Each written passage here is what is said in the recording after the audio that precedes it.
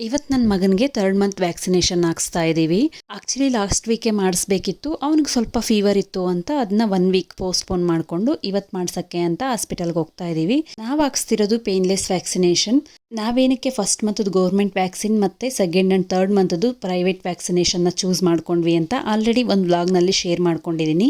ಈ ಫೀಡಿಂಗ್ ಡ್ರೆಸ್ಸದ ಲಿಂಕ್ ಬೇಕಿದ್ರೆ ಲಿಂಕ್ ಅಂತ ಕಮೆಂಟ್ ಮಾಡಿ. ನಾವು ಹೋಗ್ತಾ ಇರೋದು ವೈಟ್ ಫೀಲ್ಡ್ನಲ್ಲಿರೋ ಆಸ್ಟರ್ ಹಾಸ್ಪಿಟಲ್ಗೆ. ಇದು ನಮ್ಮ ಮನೆಯಿಂದ ಅರೌಂಡ್ 5 to 6 ಕಿಲೋಮೀಟರ್ಸ್ ಆಗುತ್ತೆ. ನೆನ್ನೆನೇ ಡಾಕ್ಟರ್ ಅಪಾಯಿಂಟ್ಮೆಂಟ್ನ ಬುಕ್ ಮಾಡ್ಕೊಂಡಿದ್ದೆ. ಅಪ್ಪುಗೆ ಇವತ್ತು ಬೆಳಿಗ್ಗೆನೆ ಸ್ನಾನ ಮಾಡಿಸ್ಕೊಂಡು ಅರೌಂಡ್ 9:30 ಹಂಗೆ ಮನೆಯಿಂದ ಹೊರಟ್ವಿ. ನಿಮಗೆಲ್ಲ ಗೊತ್ತಿರುತ್ತೆ ವೈಟ್ ಫೀಲ್ಡಲ್ಲಿ ಎಷ್ಟು ಟ್ರಾಫಿಕ್ ಇರುತ್ತೆ ಅಂತ. ಫಸ್ಟ್ ಹೋಗಿದ ತಕ್ಷಣ ಮಗುದು ವೆಯ್ಟು ಮತ್ತು ಟೆಂಪ್ರೇಚರ್ ಚೆಕ್ ಮಾಡಿಸ್ಕೊಂಡು ಡಾಕ್ಟರ್ನ ಕನ್ಸಲ್ಟ್ ಮಾಡಿದ್ವಿ. ಅವ್ರು ವ್ಯಾಕ್ಸಿನ್ನ ಬರ್ಕೊಡ್ತಾರೆ ಫಾರ್ಮಸಿಯಿಂದ ತರೋಕ್ಕೆ. ವ್ಯಾಕ್ಸಿನೇಷನ್ ಎಲ್ಲ ಮುಗೀತು. ನೆಕ್ಸ್ಟ್ ವಿಸಿಟ್ನ 5 ಮಂತ್ಸ್ ಕಂಪ್ಲೀಟ್ ಆದಮೇಲೆ ಬರೋಕ್ಕೆ ಕೇಳಿದ್ದಾರೆ. ಯಾವಾಗ ಸಾಲಿಡ್ಸ್ ಸ್ಟಾರ್ಟ್ ಮಾಡಬೇಕು ಅಂತ ಎಕ್ಸ್ಪ್ಲೈನ್ ಮಾಡೋಕ್ಕೆ. ನನ್ನ ಮಗನಿಗೆ 5 ಮಂತ್ 10 ಡೇಸ್ಗೆಲ್ಲ ಸಾಲಿಡ್ಸ್ನ ಸ್ಟಾರ್ಟ್ ಮಾಡಿ ಅಂತಲೂ ಹೇಳಿದ್ದಾರೆ.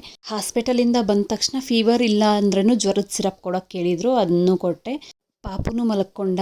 ನಾ ಬರೋದು ಲೇಟ್ ಆಗುತ್ತೆ ಅಂತ ಬೆಳಗ್ಗೆನೇ ರಸಮ್ ಮಾಡಿದ್ವಿ. ಅದ್ರ ಜೊತೆಗೆ ಒಂದು ಆಮ್ಲೆಟ್ ಹಾಕ್ಕೊಂಡು ನಮ್ಮ ಊಟನೂ ಮುಗಿಸ್ಕೊಂಡ್ವಿ.